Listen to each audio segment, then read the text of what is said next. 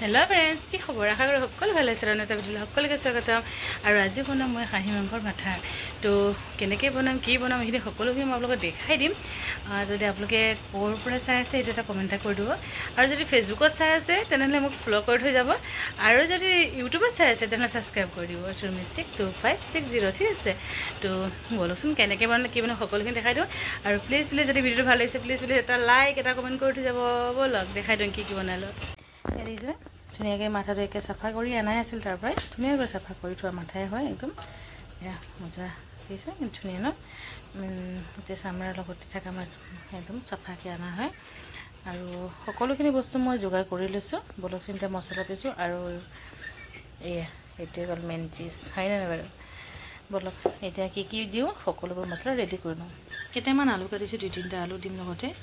আৰু এই হল আদা নহৰু সকলোখিনি কাটি থোৱা আছে বেছি সময় হোৱা নাই দেৰি হ'ব এইখানে ফটোফট ৰেডি কৰি আছো এই অলপমান জিৰা ধনিয়া আৰু গোলমৰিচ এয়া সব ঢালি দিলো তাৰছতে আৰু গৰম মছলা কন যোগাৰ কৰিছো এই হলে গৰম মছলা গোটেইখিনি মিক্স আছে ইয়াত এটা গুটিখিনি মই ঢালি দিম এতিয়া মই এইখিনি ধুনিয়া কৰি পিছি লম আৰু একেটা দিছো জলকীয়া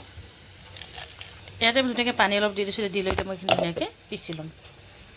আৰু মছলা ৰেডি দেখেন ধুনিয়াকে মিহি হৈ গল এটা বলক বনাও এটা মই ইয়াতে ঢালি দিম গোটেইখিনি বস্তুখিনি তাতে দিলো অলপমান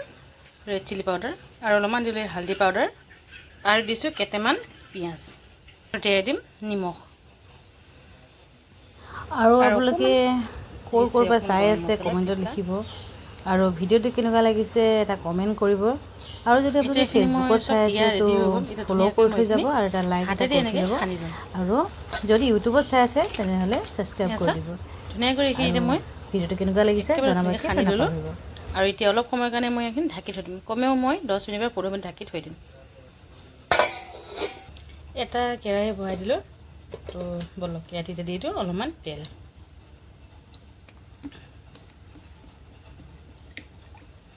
মাংসখিনি কোন তেল কম থাকে আৰু এই মাংসখিনি ধুনিয়াকে ফ্ৰাই হৈ গল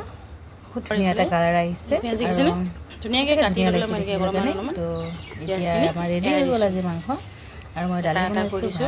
এটা মাংসখিনি সকলোখিনি বস্তু মই ৰেডি কৰি ললো পাৰে এইখিনি বস্তু এই ডালি একে ফ্ৰাই হ'ব কোন মানে প্ৰবলেম নাই এটা বিজলকে ফেভাৰিট মোৰ আৰু এই হৈ গল মাংস আজি একো বনোৱা নাই মানে সিম্পল কেৱল ফ্ৰাই এটা কেনেকুৱা লাগিছে ভাল লাগিলে লাইক এটা কমেন্ট কৰি দিব বাই জানো নাছিলো প্ৰথমতে কিন্তু দেখি পেলাই শিকিছো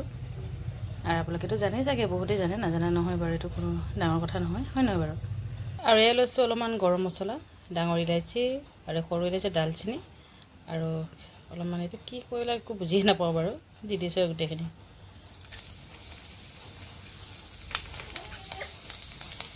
ধুনিয়াকে যে ৰঙা হৈ গল এতিয়া অলপমান ঢালি দিছো পিয়াজখিনি এইখিনি অকণমান ধুনিয়াকে একদম ফ্ৰাই কৰি লম বলকচোন ধুনিয়াকে অকণমান এটা গোল্ডেন কালাৰ হলকে এইখিনি মতে ফ্ৰাই কৰি লম পিয়াজখিনি ধুনিয়াকে ফ্ৰাই হৈ গৈছে ইমান ধুনিয়া এটা কালাৰ আহি গল না দেখিব ভাল লাগিছে এতিয়া আৰু যি মই 10 মিনিটৰ আগত হৈ গল 15 মিনিট বেছি হ'লে বাৰু গোটেইখিনি জিন্তু মই মিলাই কৰি থৈ দিছিলো মাংসখিনি ঢালি দিম এতে বলক আৰু এয়া চাওক মাংস দেখিছেনে কি ধুনিয়া হৈ আছে একদম এতিয়া সেইখিনি মই তাত ঢালি দিম বলক মই ঢালি দিলো সকলোখিনি মিক্স আছে ইয়াত হালধি দিব নালাগে নিমখ দিব নালাগে